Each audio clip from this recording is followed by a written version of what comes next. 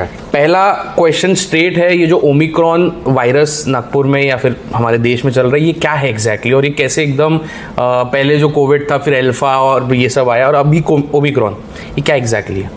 तो सबसे पहले तो ये मुझे ध्यान में आया कि लोग ओमिक्रॉन को लेके बहुत कंफ्यूज्ड है और बहुत सारे लोग डर भी चुके हैं।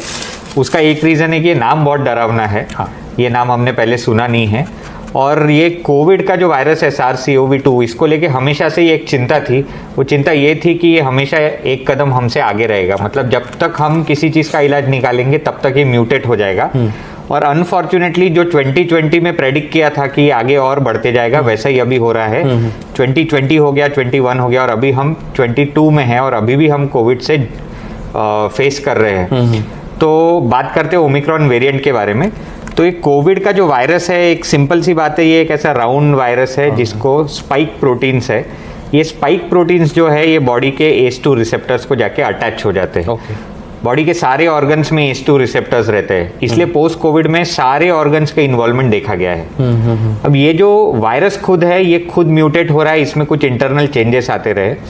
सबसे पहले जो वायरस पता था वो अल्फा था, फिर उसके बाद बीटा, गैमा, डेल्टा अलग अलग आए हैं। WHO के तरफ से दो तरीके के वायरस रहते हैं, एक है वेरिएंट ऑफ कंसर्न और एक है वेरिएंट ऑफ इंटरेस्ट। तो वेरिएंट ऑफ इंटरेस्ट जो है उसमें लैम्डा और म्यू थे और वेरिएंट ऑफ कंसर्न में अल्फा, बीटा, गैमा, डेल्टा और अभी ओमिक्रॉन है। तो सेकेंड वेव जो था वो डेल्टा की वजह से था और अभी जो वेरिएंट ऑफ कंसर्न है वो ओमिक्रॉन है।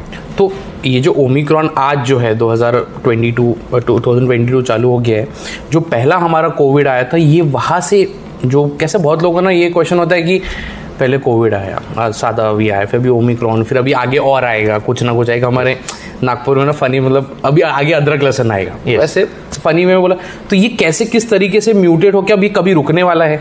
भी आज ओमिक्रॉन, कल कुछ और आएगा। और ये जो आपने कहा कि ये जो म्यूटेट होता है, तो क्या ये स्प्रेड होने से ही म्यूटेट होते रहता है? तो ये जो SARS-CoV-2 वायरस है, ये एक तरीके का इन्फ्लुएंजा वायरस है। इन्फ्लुएंजा वायरस में हमने हमेशा देखा है कि 6 से 8 महीने में म्यूटेशंस होते हैं। ओके। नॉर्मली ऐसा होता है कि वायरस ना डेड रहता है ना अलाइव रहता है।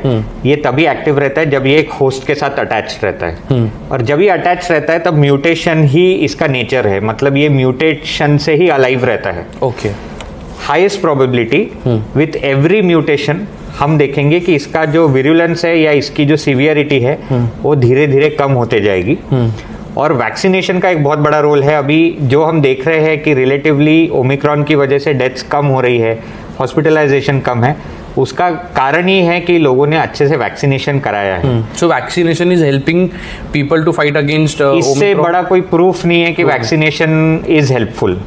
इससे बड़ा कोई दुनिया में प्रूफ नहीं हो सकता है कि वैक्सीनेशन के बाद ही अभी जो हम सीवियरिटी देख रहे हैं वो कम है। अब ये टाइम ही बताएगा कि इसके बाद वाला वेरिएंट इससे कम सीवियर रहेगा या कंप्लीटली जीरो सीवियरिटी पे आएगा। बट कोविड आगे भी रहेगा।